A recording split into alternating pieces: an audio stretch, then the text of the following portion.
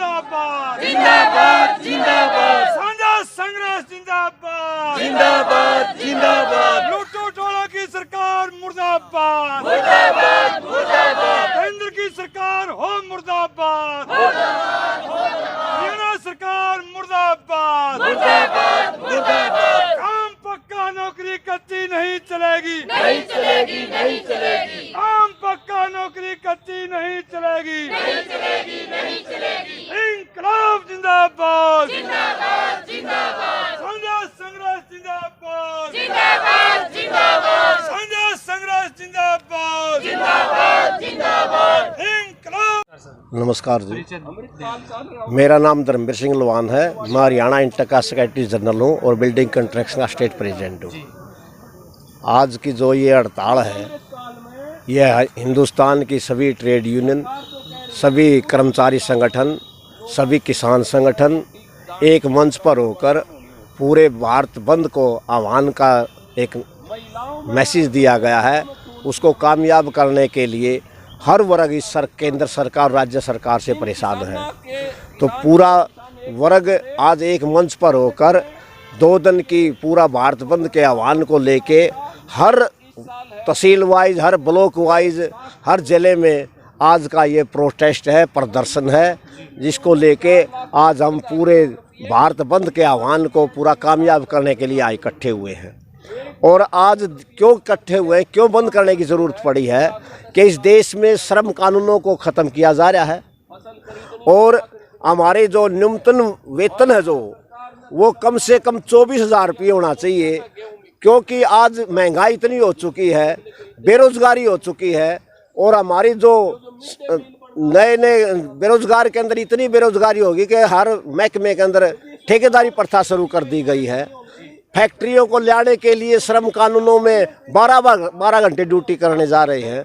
तो इन सभी मुद्दों को लेके आज हर वर्ग परेशान है। उस परेशानी को सरकार को जताना चाहते हैं कि आज हिंदुस्तान का मजदूर, किसान, कर्मचारी बहुत परेशान है कि आज इसकी हालात देख लो। हर प्रोटेस्ट, हर गली में नारे लगे हुए हैं, सरकार के खिलाफ नारे लग रहे हैं। तो सरकार सूझबूझ करके इस संगठनों के साथ बातचीत करके इस देश की अर्थव्यवस्था को ठीक करे और ये महंगाई पर रोक लगाए, बेरोजगारी जो हो रही है उसको ख़त्म करने की कार्रवाई करे। इन मुद्दों को लेके आज ये प्रोग्राम किया गया है, इसलिए केंद्र के ट्रेड यूनियनों के आह्वान पर और हम सभी साथी, सभी संगठन आज एक मंच पर आकर इस हड़ताल को कामयाब करने पर लगे हुए हैं। हमारे संगठन में CITU है, AITUC है, HMS है, हमारे और इंटक है और सर्व कर्मचारी संघ है। सभी जितने भी किसान संगठन भी हमारे साथ में हैं, सभी जितने भी हमारे संगठन है कि BMS को छोड़ के, जो सरकार की यूनियन है उसको छोड़ के सभी संगठन आज एक मंच पर होकर लड़ाई लड़ रहे हैं। आगे क्या योजना है?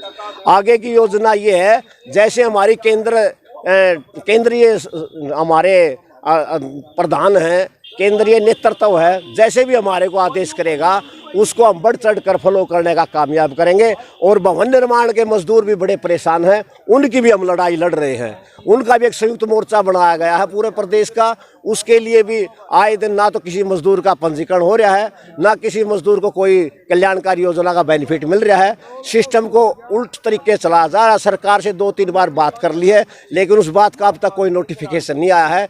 उसके लिए भी हमें पूरी लड़ाई लड़ने की तैयारी की हुई है। अभी तक कोई सुनवाई नहीं हुई है। सरकार टाल मटोल करके दरकिनारे करने की कोशिश की है, कैसे आंदोलन हो जाए। हमें 2 दिन का 28 और 29 जनवरी का हमें श्रम मंत्री के निवास स्थान का पड़ाव करने के लिए 2 दिन का आह्वान किया था। उस पड़ाव को ख़त्म करने के लिए सरकार ने 27 तारीख को हमारे को मोर्चे को मैसेज दिया कि आप बातचीत में आ जाए। लेकिन बातचीत हुई, हर पॉइंट पर बातचीत हुई, आज तक कोई उसका फैसला नहीं हुआ, कोई नोटिफिकेशन नहीं आया, जो का त्यों पड़ा हुआ है। ऐसा कारण क्या है जो ऐसे कैसे पड़ा है? कारण ये सरकार की नीयत में खोट है। ये इस महकमे के अंदर कम से कम 4,000 करोड़ रुपया इकट्ठा है। उस पैसे को हड़पने की साजिश की जा रही है। मंत्री पैसे खाने लग रहे हैं, मंत्री के रिश्तेदार पैसे खाने लग रहे हैं, मजदूरों से 4-4 हज़ार रुपये लेने लग रहे हैं। और इसको अगर सही चलाया जाए, यूनियन का एक्ट में लिखा हुआ है ट्रेड यूनियन मूवमेंट मजदूर की वेरिफिकेशन करेगी, लेकिन सरकार ने पिछले दरवाजे से ट्रेड यूनियनों को हटा दिया और जेई सेक्रेटरी पटवारी को उसको पावर दे दी। वो अब कोई काम नहीं कर रहा, वो उन पर पब्लिक की वाशई काम नहीं उठ रहा, तो वो मजदूर का काम नहीं कर रहे, इसलिए मजदूर दर दर की ठोकरें खा रहा है। बताइए सर, आपका क्या कुछ कहना है इसके बारे में? असल में मेरा नाम देशराज है, मैं CI2 का जिला का अध्यक्ष हूँ। कि ये हड़ताल एक देशव्यापी हड़ताल है और ये हड़ताल आज सारे देश में सुई बनाने से लेके हवाई जहाज उड़ाने तक का भी कर्मचारी इस हड़ताल के अंदर शामिल है। और ये हम कह सकते हैं कि जो हिंदी भाषी क्षेत्र है वहाँ शायद इसका कम असर देखने को मिल रहा होगा, लेकिन बाकी अगर प्रदेशों में आप साउथ में या और प्रदेशों में आप देखोगे तो पूरी तरीके से मजदूर हड़ताल के ऊपर है। लगभग इसका आकलन अगर हम करेंगे 2 दिन में तो 1 करोड़ से ज़्यादा लोग हड़ताल में शामिल हो रहे हैं और ये रिपोर्ट भी आ रही है जगह जगह से। तो हड़ताल का जो मुख्य कारण ये है कि आज जो देश में जो धन पैदा कर रहा है, मजदूर जो धन पैदा कर रहा है, आज उसके खिलाफ नीतियां बनाई जा रही है और उन नीतियों के खिलाफ ये हड़ताल है। आप देखिए जो सार्वजनिक क्षेत्र है धड़ाधड़ बेचे जा रहे हैं, निजीकरण जा रहे हैं। अपना भारत पेट्रोलियम है, BSNL है, रेलवे तक को, यहाँ तक कि जो हवाई जो हमारे पास एक साधन था, जो एयर इंडिया थी हमारी, उसको भी बेच दिया है। आज यूक्रेन में अगर वो भारतीय फंस रहे हैं तो हमारे पास सरकारी फ्लाइट नहीं है वहाँ से, मतलब बच्चों को लाने के लिए, नागरिकों को लाने के, हमारे पास सरकारी साधन नहीं है। देखिए सरकार किस हद तक गई हुई है, परेशान हो गए तमाम ट्रेड यूनियन में। जैसे लोहान साहब ने जैसे बताया कि एक BMS जो सरकार की जो यूनियन है उसको छोड़कर बाकी तमाम यूनियनें आज हड़ताल में शामिल हैं। तो ऐसी स्थिति में ये ट्रेड यूनियन ने आह्वान किया कि 28 और 29 तारीख को ये हड़ताल करके देश की सरकार को सिर्फ ये जताना चाहते हैं कि जो देश में जो कमा के खाने वाले जो लोग हैं वो आपकी नीतियों से परेशान हैं, इन नीतियों को बदलें। जिन लोगों ने आपको वोट दे के जिताया है उनके पक्ष में आप नीतियां बनाए, अन्यथा आने वाले समय में इसका खामियाजा सरकार के जो नुमाइंदे उनको भुगतना पड़ेगा। मैं ये कहना चाहता हूँ इस पर कि देश में मजदूरों के लिए अलग अलग प्रकार के कल्याणकारी योजनाओं के लिए अलग अलग बोर्ड बने हुए हैं। जैसे निर्माण मजदूरों का बोर्ड है, हरियाणा में क्या पूरे देश में सबसे बड़ा बोर्ड है, अलग अलग राज्यों में। अगर हम पूरे हिंदुस्तान की बात करें, अलग अलग बोर्डों में 60,000 से ज़्यादा पैसा इसके अंदर बोर्डों के अंदर है और सरकार जो है वो देने के नाम पे कुछ नहीं दे रही है मजदूरों को। जो राहतकारी जो योजनाएं हैं, जो बोर्ड हैं, उनसे कुछ नहीं मिल रहा है। महंगाई निरंतर बढ़ रही है। आप देखिए गैस के दाम अभी फिर बढ़ा दिए हैं 50 रुपये, तेल के अभी 1 हफ्ते में 2 बार रेट बढ़ा रहे हैं। ये महंगाई कहाँ जाएगी? आमदनी का जो जरिया है उसको ख़त्म करती जा रही सरकार। और जो पहले से जो स्कीम वर्करें हैं, स्कीम वर्करों को देख लो, 4-4 महीने से तनख्वाह नहीं मिल रही, उनकी कोई बढ़ोतरी का सवाल है, उल्टा उन पर दमनकारी नीतियां अपनाई जा रही है, उनको टर्मिनेट किया जा रहा है, उन पर झूठे मुकदमे दायर किए जा रहे हैं। मतलब मेरे ये समझ में नहीं आ रही है कि सरकार क्या करना चाहती है। जिनके वोट से वो बनी है उन्हीं को परेशान जब करना शुरू कर रही है तो इसका खामियाजा निश्चित तौर पर भुगतना पड़ेगा। दूसरा मैं कहना चाहता हूँ कि ये अंग्रेजों के समय में मजदूरों ने लड़के अपने जीवन का बलिदान दे के 44 प्रकार के कानून बनाए थे, जो मोदी सरकार ने उनको तोड़ के सिर्फ 4 कोडों में बदल दिया। आज पूरा देश का मजदूर इसके विरोध में है, उनमें आक्रोश है और वो इसीलिए हड़ताल में शामिल हो रहा है कि वो पुराने जो कानून है उनको बहाल किया जाए। चाहिए तो ये था कि और संशोधन करके को अच्छे और कानून लाने चाहिए थे, उल्टा उनको तोड़ के ख़त्म किए जा रहे हैं। ऐसी स्थिति में फिर मजदूरों के पास एक ही रास्ता बचा है, वो आंदोलन का, और ये 2 दिन का आंदोलन है पूरे देश के अंदर। 2 दिन के बाद 28 और 29 तारीख 29 की जो हड़ताल है, आज हड़ताल की अगर मैं बात करूं तो हरियाणा रोडवेज भी आज हड़ताल आज तमाम कर्मचारी हड़ताल पे है। सीधा सा मकसद है कि कर्मचारी जब भर्ती होता है तो ये पहले से उसके दिमाग में होती है कि मैं जिस दिन रिटायरमेंट होऊंगा, मुझे जब तक मैं जिंदा रहूंगा मेरे को पारिवारिक वो जो पेंशन है वो मुझे मिलेगी। आज उसको ख़त्म किया जा रहा है, इसलिए विरोध में है। और तमाम महकमों को धड़ाधड़ निजीकरण किया जा रहा है, उनकी कर्मचारियों को छटनी की जा रही है, नई भर्ती नहीं की जा रही है। ये मजदूर के साथ साथ कर्मचारी भी परेशान हो गए। ये तो कर्मचारी है, आने वाले समय में तमाम जो व्यापार मंडल है, व्यापारी हैं, किसान हैं, बहुत सारे लोग इसके अंदर जुड़ेंगे। एक आने वाले समय में एक व्यापक पूरे देश के अंदर बहुत बड़ा आंदोलन छिड़ने वाला है। ये एक बात आई है सर, उसके दौरान मुझे ये बताइए, जैसे कि सारा का सारा प्राइवेट सेक्टर होता जा रहा है, रेल हो चुका है, एयरलाइंस हो चुकी है, अभी इससे नुकसान क्या है आम जनता को, उसके बारे में? नुकसान तो सीधा सा नुकसान है। जब जब जब कोई भी चीज़ निजीकरण जहाँ होता है, वो जो निजी हाथों में चले जाती है, सबसे पहले तो जो बेरोजगारी है वो बढ़ेगी, जो रोजगार के अवसर है वो खत्म होंगे। और ये इतिहास है दुनिया का, देश का ही नहीं दुनिया का इतिहास है, जहाँ रोजगार के अवसर खत्म हुए हैं वो देश तबाही की ओर गया है। आप अमेरिका में लगा लो, अभी 5 साल पहले भयंकर मंदी थी, उसका कारण यही था कि वो निजीकरण की तरफ बढ़ोतरी कर रही थी। वहाँ भी अब सार्वजनिक क्षेत्रों को, सरकारी क्षेत्रों को वहाँ खड़ा किया गया है।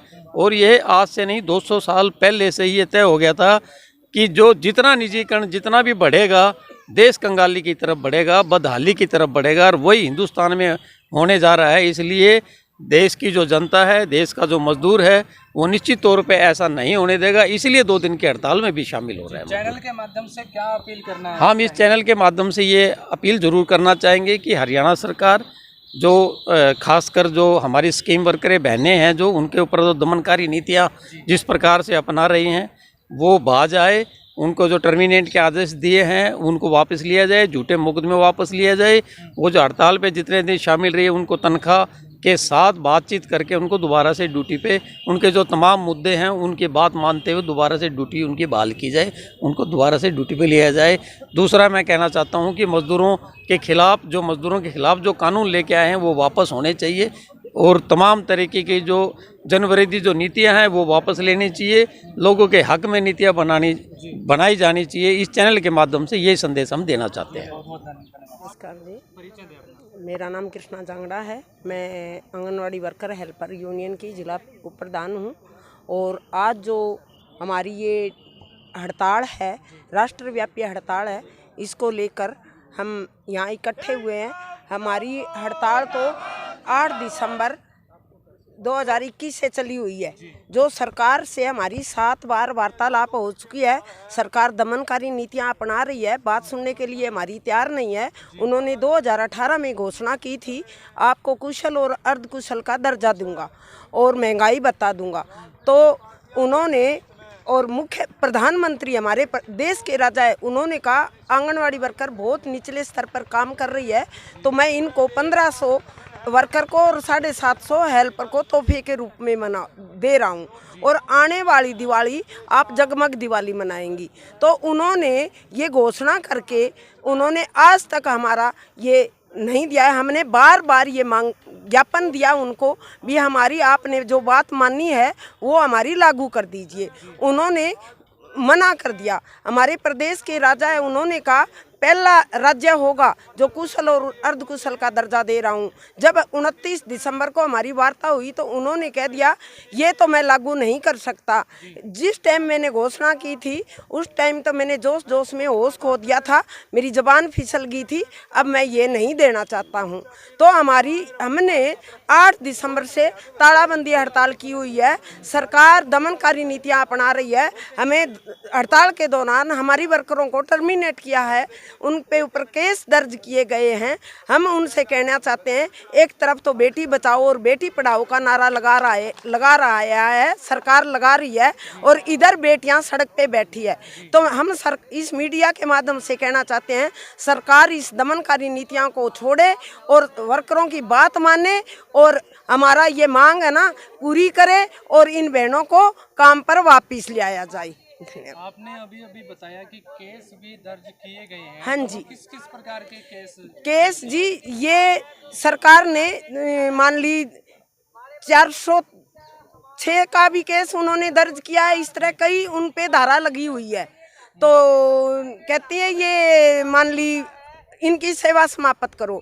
हम सरकार को कहना चाहते हैं, अगर आप हमारी बात नहीं मानी तो अब तो ये यहाँ तक हड़ताल चली है, इसको और तेज भी किया जाएगा। हमारी इसको लेके 26 तारीख को महापंचायत थी कलायत के अंदर, वहाँ पे सारी यूनियन, ट्रेड यूनियन, किसान, मजदूर और सर्व कर्मचारी संघ और रिटायर कर्मचारी सब उन्होंने हमारा समर्थन दिया है। कल हमारी मीटिंग है, उसके बाद इस तालाबंदी हड़ताल को और तेज किया जाएगा। बहुत धन्यवाद। चलिए आगे चलते हैं। नमस्कार। नमस्कार मैम जी, मैं आशा वर्कर यूनियन की जिला प्रधान सीमा हिसार से। क्या कुछ कहना चाहेंगे इस हड़ताल के बारे में और आपकी मांगों को लेकर? हमारी तो मांगे यही है कि हमें कर्मचारी का दर्जा दिया जाए, क्योंकि जो हम काम कर रहे हैं, चाहे वो आंगनवाड़ी है, चाहे मिड डे मील है, चाहे आशा वर्कर है, बहुत ही नीचे स्तर पर काम कर रही हैं। जो हमारा काम है उसको अगर आप देखोगे तो बहुत ज़्यादा काम है, उसके हिसाब से जो हमें वेतन मिल रहा है वो बिल्कुल जीरो मिल रहा है।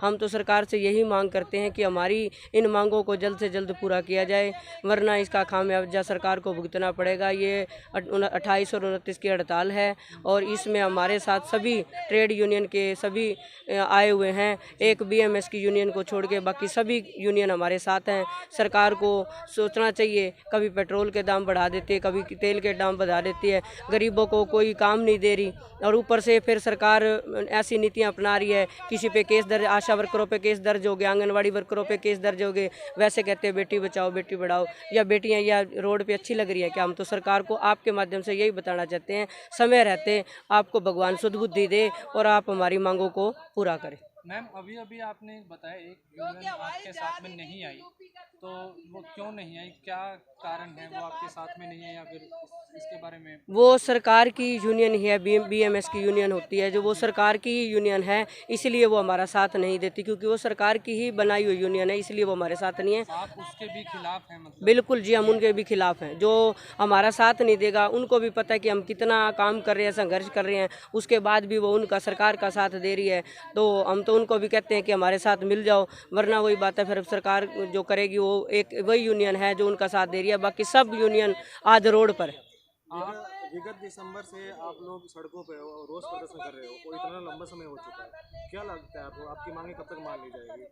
मानने को तो कुछ भी नहीं है, अगर मान ले तो एक ही दिन का काम नहीं है, सिर्फ कलम चलानी है, कुछ ज़्यादा हम मांग नहीं रहे, जो हमारी जायज़ मांगे है वही मांग रहे हैं। हमने कुछ सरकार से अलग थोड़ी ना मांगा है उनसे, हमें तो कर्मचारी का दर्जा दो, हम ये चाहते हैं कि हमें कर्मचारी का दर्जा दो, हमारे पास तो कर्मचारी का दर्जा भी नहीं है।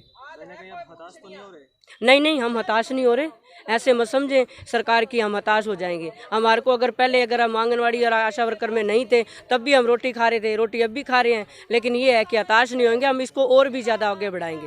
अगर सरकार समय रहते हमारी बहनों का या हमारा नहीं कुछ करती तो उसके लिए सरकार को खामियाब, हम बिल्कुल ही हताश नहीं हैं। हम चाहे हमें 1 साल और बिठा लो, हमें कोई दिक्कत नहीं। चैनल के माध्यम से सरकार से क्या अपील करना चाहेंगे? चैनल के माध्यम से हम सरकार को यही कहना चाहते हैं कि समय रहते हमारी मांगों को पूरा किया जाए। हमारी कोई नई मांगे नहीं है, पुरानी मांगे हैं, हमें कर्मचारी का दर्जा दिया जाए। धन्यवाद।